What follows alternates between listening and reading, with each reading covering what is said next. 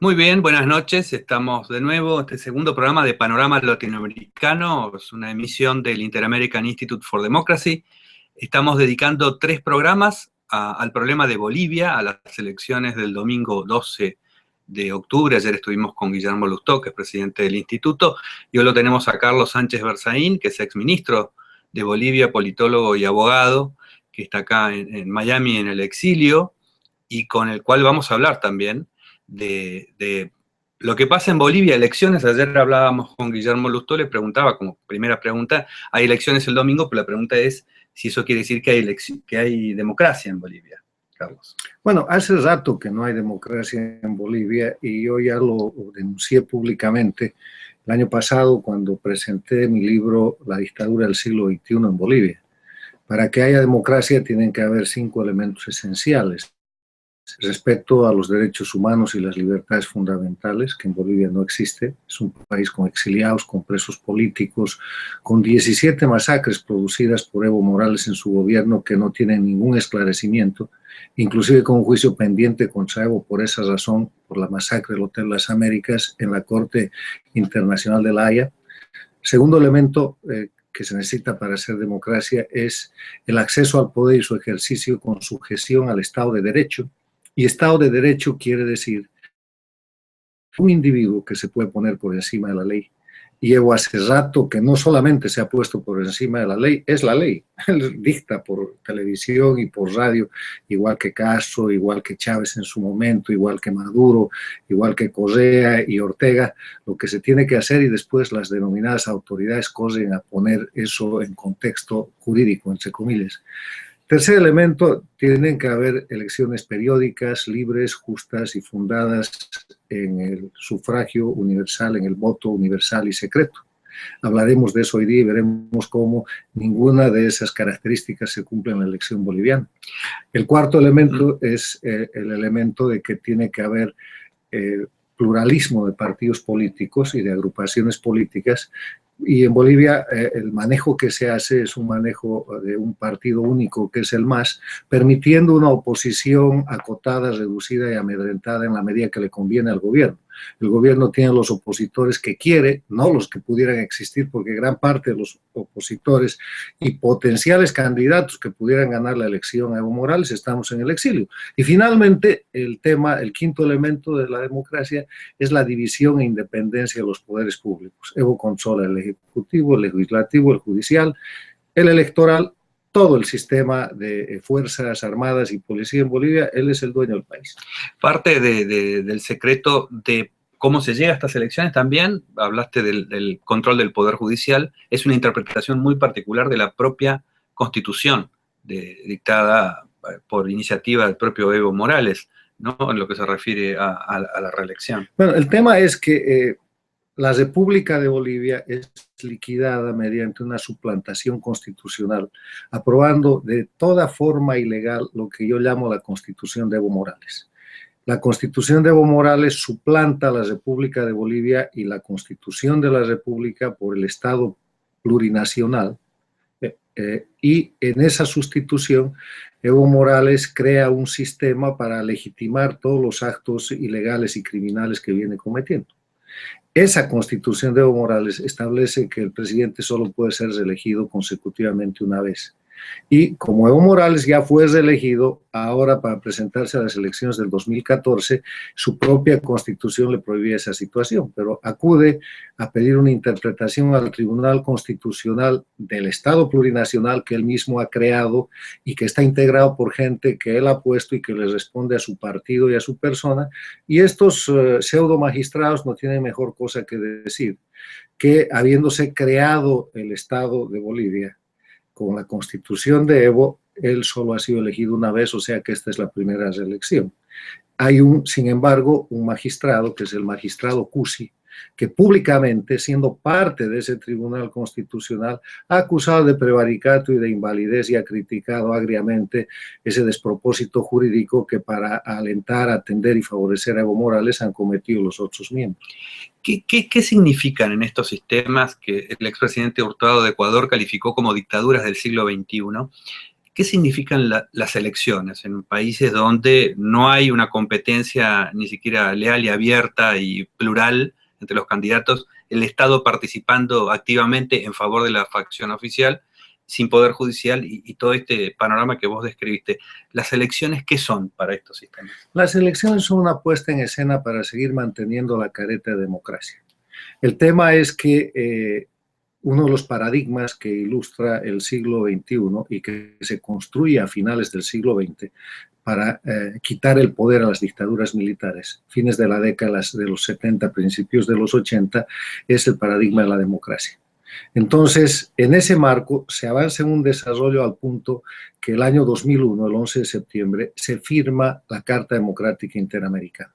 Pero suceden después estas violaciones a la democracia con el derrocamiento del presidente Sánchez Lozada el año 2003 en Bolivia, con el derrocamiento de 2 presidentes en el Ecuador y con la llegada al gobierno de Venezuela, de Bolivia, del Ecuador, de Nicaragua, de presidentes que quieren permanecer indefinidamente en el poder.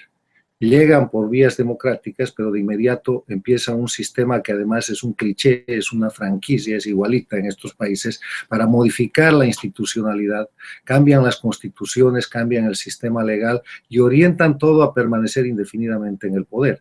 Entonces, en esa dinámica, solamente la fachada con la que tratan de mostrar al mundo que son una democracia e incluso crean el eslogan y tratan de sostenerlo doctrinalmente en derecho constitucional de que elecciones son democracia. Y eso es una falsedad, porque las elecciones son un elemento esencial de la democracia, pero para que sean ese elemento esencial tienen que tener la característica de ser libres, justas y fundadas en el voto universal y secreto. Voto universal que en Bolivia ya está desaparecido, sustituido en el área rural por la prepotencia y la coacción que Evo Morales y su gobierno llaman voto comunitario.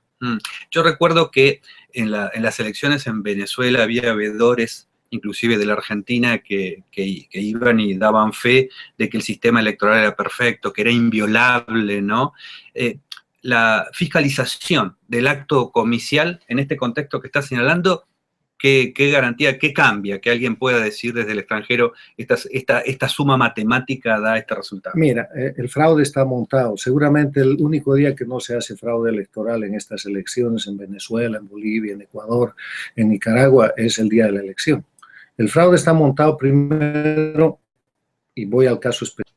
El gobierno ha tomado control del sistema de identificación personal y han aparecido 500,000 nuevos votantes. Eso antes estaba institucionalizado en la policía, ahora es un mecanismo del gobierno manejado por los castristas. Dicen que es un asesoramiento externo, pero ahí está precisamente una dinámica de dependencia internacional que ha creado este gobierno. Segundo tema. Han cambiado el órgano electoral. Las cortes imparciales fueron una conquista del año 1992 para poner a gente que no tenga ninguna vinculación partidaria a ser los árbitros del proceso. Evo Morales ha liquidado la Corte Nacional Electoral, le ha cambiado de nombre en su constitución, ha dejado cesantes a los miembros y ha nombrado el Tribunal Supremo Electoral, que es todo de su amaño y todo de su manejo. Han cambiado las leyes electorales y al cambiar las disposiciones electorales han ido a un sistema con el cual con menos votos Evo Morales puede tener más representantes, como hizo Chávez hace unos años, que teniendo menos del 50% tenía mayoría en la Asamblea de Venezuela. Exactamente lo mismo. Además de eso, han redibujado el mapa electoral y han llevado la orientación de las áreas electorales a hacer de Bolivia una Bolivia con más influencia rural que urbana, cuando hoy día en Bolivia 2/3 de la población está en las áreas urbanas. ¿Eso para qué? Para beneficiarse con el fraude que cometen con mucha más facilidad en las áreas rurales. Además de todo esto, Evo Morales este año con el aparato del Estado, con los medios de comunicación, coaccionando la prensa libre, que ya es muy reducida en Bolivia, haciendo entrega de obras y prebendas con los bienes del Estado, y por la ley que él ha hecho solamente le permiten a los candidatos de oposición 30 días de campaña. Si eso fuera poco, una cosa que es gravísima, el exilio boliviano y los presos políticos bolivianos. Hay más de 1,000 exiliados bolivianos en Perú, en Paraguay, en el Brasil, en los Estados Unidos, en España. Y de esos 1,000 exiliados, o más de 1,000 exiliados, todos son electores que no van a poder concurrir a votar en esta elección, pero hay algo peor. Muchos de ellos son potenciales candidatos presidenciales, a senadores, a diputados, que no pueden estar presentes en esa elección y que por lo tanto le quita cualquier validez democrática a esto. Ahora, lo que yo digo en mis comentarios y quiero reiterar hoy día en mis denuncias es que el día de la elección van a ir observadores internacionales, además del círculo creado por este socialismo del siglo XXI, por Castro, Chávez y sus amigos de UNASUR, de la parte dependiente de la Organización de Estados Americanos que tienen bajo su control, porque el secretario general de la OEA, Insulza, es un servil de este proceso. Lo hace funcionar cuando favorece a Chávez, a Castro, a Evo Morales y a la gente que viola la democracia y frena la defensa de la democracia incumpliendo la Carta Democrática Interamericana cuando suceden hechos verdaderos en los que hay que defender la libertad y la democracia. Van a ir observadores el 12 de octubre y van a decir que todo está bien, porque primero se ubican en áreas muy urbanas, en segundo lugar miran lo que el gobierno les muestra, el gobierno a través de los órganos electorales que son de su dependencia, y en tercer lugar el fraude ya está hecho. Y si faltara algo, el recuento con la maquinita del sistema venezolano, como lo hacía Chávez, va a poner los votos. La diferencia. Bueno, supongo que esto contesta, hay una respuesta de parte del gobierno a través de un candidato a senador, el señor Carlos Romero, que habla de unas supuestas declaraciones de Carlos Sánchez Berzaín sobre la inexistencia, elecciones sin democracia en Bolivia. Supongo que ya lo de supuesta lo puede tachar a partir de ahora porque lo has dicho con toda claridad. No, él lo que hace es seguir mis publicaciones. Yo lo que digo es público. Yo tengo listo un libro en la imprenta que lleva precisamente el título de Elecciones sin democracia, el fraude electoral en Bolivia.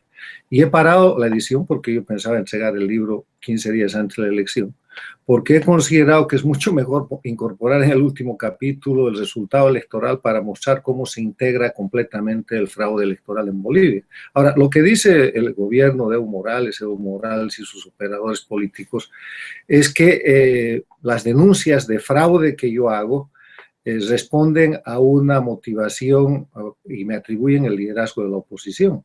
Y yo quiero decir que no tienen que ocuparse Carlos Sánchez Berzaín en la respuesta. Ocúpense de desvirtuar el fallo del primer acto de fraude donde Evo se habilita como candidato sin poder ser, sin tener capacidad para eso.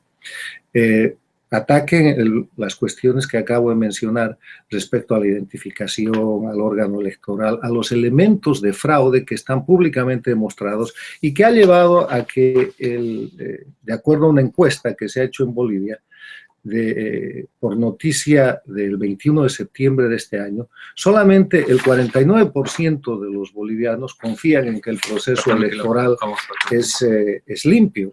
O sea, no soy yo el que lo estoy diciendo, yo lo que hago es recoger la realidad objetiva y plantearla desde mi situación de político exiliado a un país, a un gobierno que es un gobierno dictatorial donde la gente no puede hablar. Si algún mérito tiene mi opinión, es el poder hablar desde el exilio y decir cosas que los bolivianos están pensando, pero que si expresan, inclusive los candidatos de oposición, están supuestos a ser amedrentados, enjuiciados, encarcelados y a tener que salir al exilio.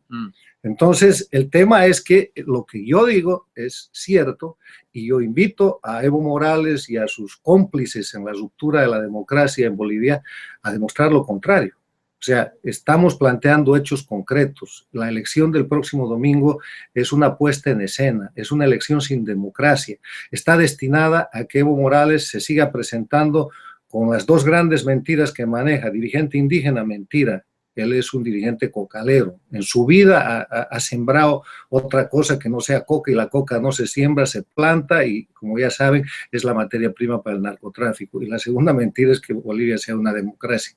Para sostener esa segunda mentira están con esta puesta en escena y lo que en realidad ha de suceder es que se va a proclamar un presidente en una elección nula de pleno derecho en un país sin democracia, con una oposición amedrentada y reducida a la expresión que el gobierno le quiere dar, para que Evo Morales tenga 2/3 en el Senado, 2/3 en diputados y de esa manera articule de nuevo el control total del poder y, como él ha dicho, un poco más del 70% de votación.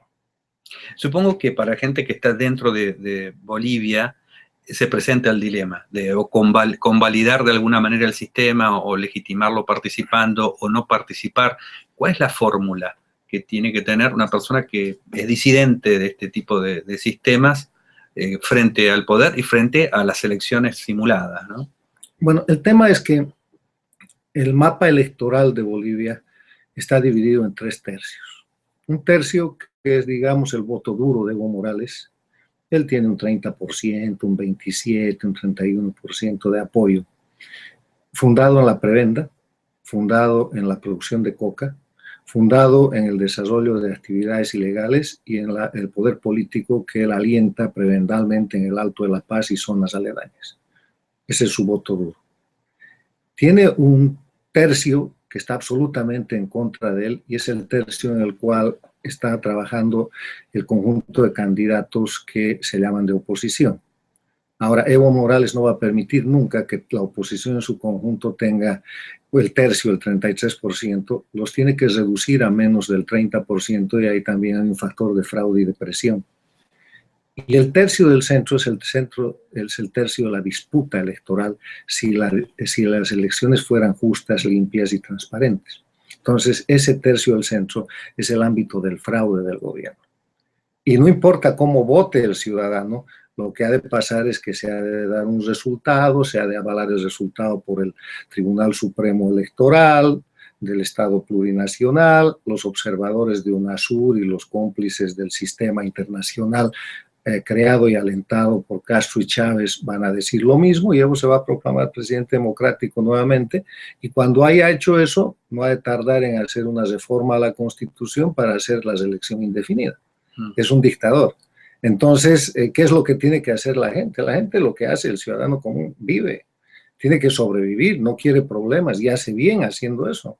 Lo que tenemos que hacer los políticos es el tener el valor de denunciar estas situaciones y de reclamar internacional y nacionalmente la necesidad de recuperar la democracia en Bolivia para hacer elecciones limpias un día y que el pueblo boliviano pueda votar y elegir.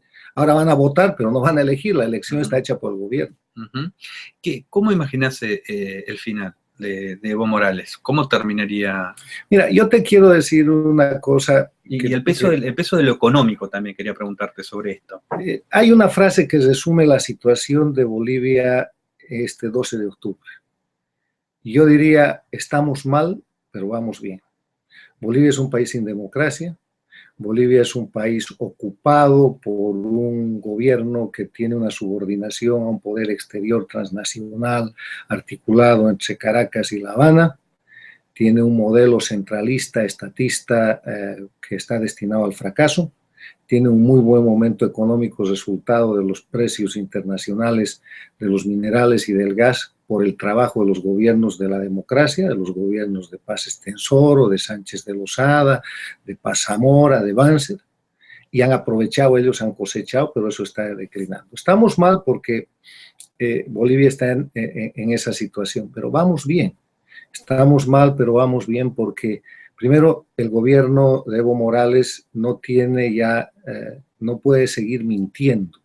Hay una gran frase en la sabiduría que dice, puedes engañar a pocos mucho tiempo, puedes engañar a muchos poco tiempo, pero no vas a engañar a todos todo el tiempo. Y esto se le está cumpliendo a Evo. Evo tiene severas amenazas en lo que hace al manejo y a la viabilidad del gobierno en los próximos meses y en los próximos años.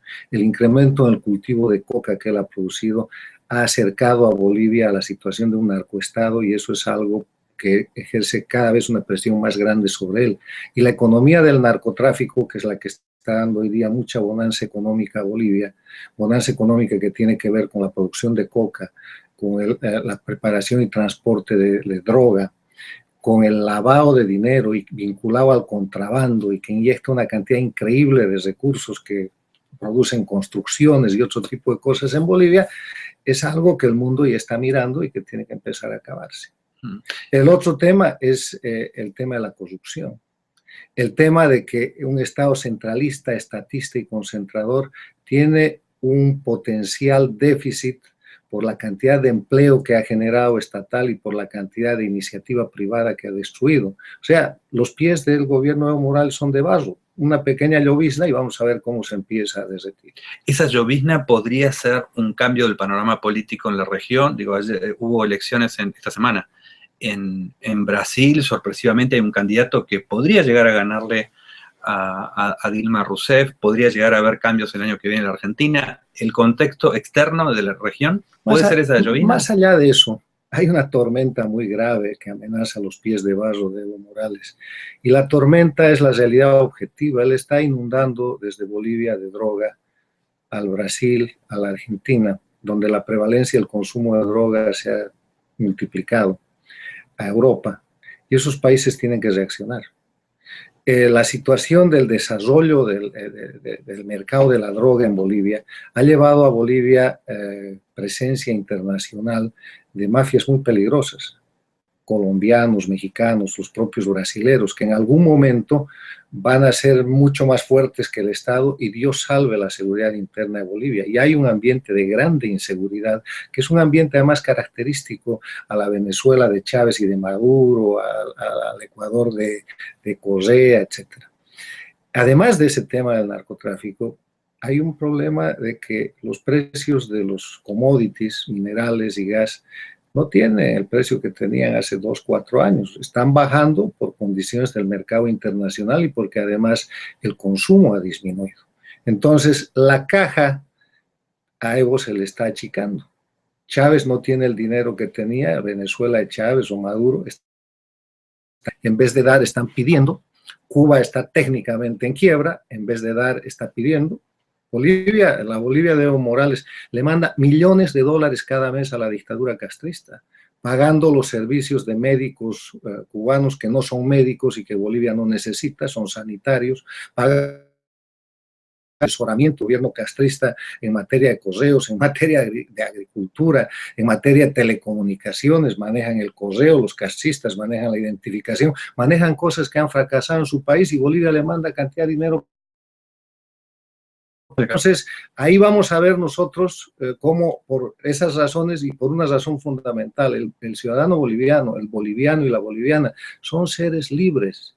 Están empezando a darse cuenta que el gobierno de Evo Morales reduce sus libertades y entonces van a reaccionar.